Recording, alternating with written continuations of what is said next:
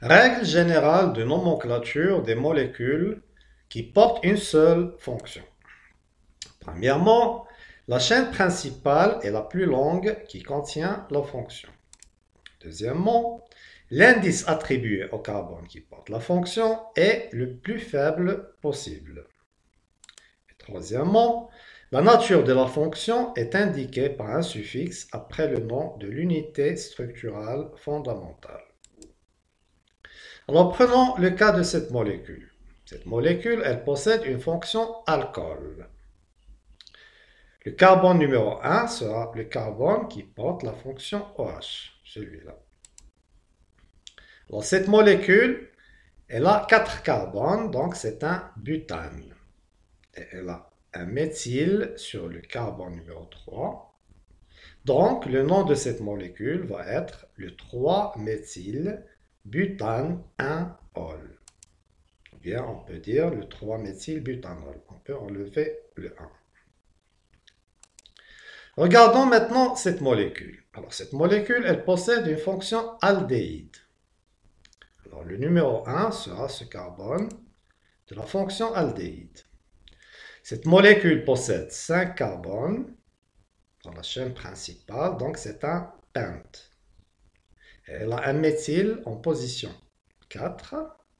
Donc le nom de cette molécule va être le 4-méthyle pente 2N 1-al. Ou bien on dit 4-méthyle pente 2N-al. Prenons maintenant le cas de cette molécule. Alors cette molécule, elle possède une fonction acide. COOH. Donc le nom va se terminer par oïque. Alors le carbone numéro 1, c'est celui-là de la fonction acide. Et nous avons une chaîne principale qui a 6 carbones. Donc c'est un hex. Nous avons aussi une triple liaison sur le carbone 3. Donc c'est un 3-in. Et donc le nom de cette molécule va être l'acide hex 3-in-oïque.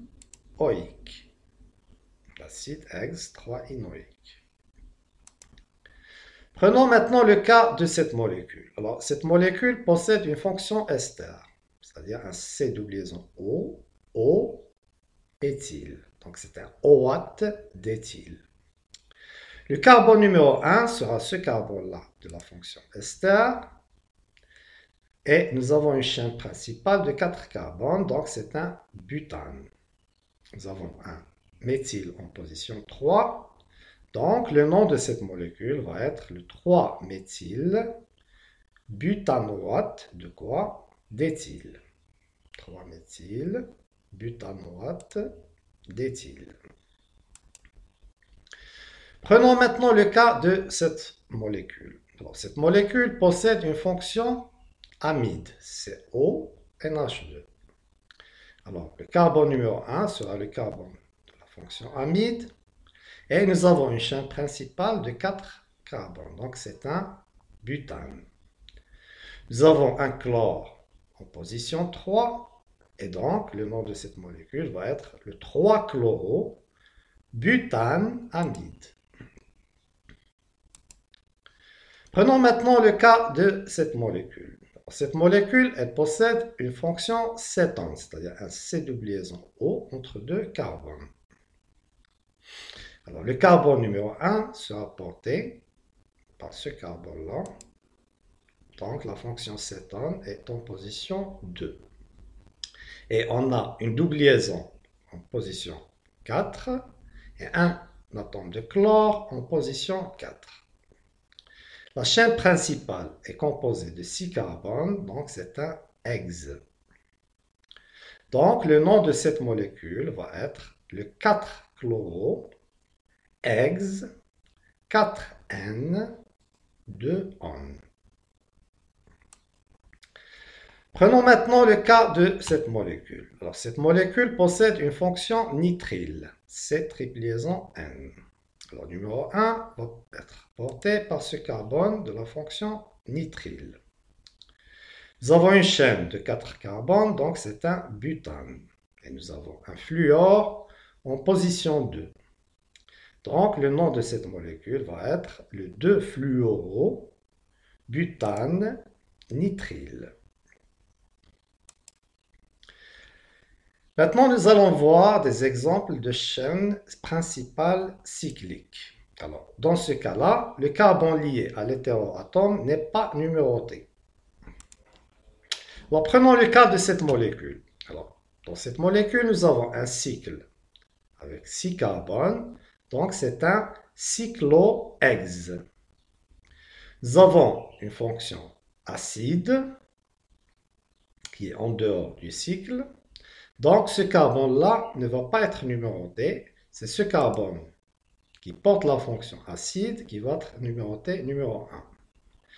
Alors, nous avons une double liaison sur le carbone numéro 2 et nous avons un éthyle en position 4. Alors, le nom de cette molécule va être le 4-éthyl cyclohexe 2N carboxylique. On peut dire 1 carboxylique ou bien seulement carboxylique. Maintenant, regardons le cas de cette molécule. Alors, cette molécule, là aussi, nous avons un cycle avec 6 carbones, donc c'est un cyclohexe. Nous avons une fonction aldéhyde en dehors, donc elle ne va pas s'appeler al, elle va s'appeler carbaldéhyde. Le numéro 1 va être ce carbone du cycle. Alors, nous avons un cyclohexe et nous avons une double liaison en position 2 et 5. Nous avons aussi un substituant méthyle en position 3. Donc, le nom de cette molécule va être le 3-méthyle cyclohexa 2,5-diène carbaldéhyde. Nous allons maintenant parler des composés organiques polyfonctionnels. Alors, un composé organique polyfonctionnel est un hydrocarbure qui contient plusieurs fonctions organiques.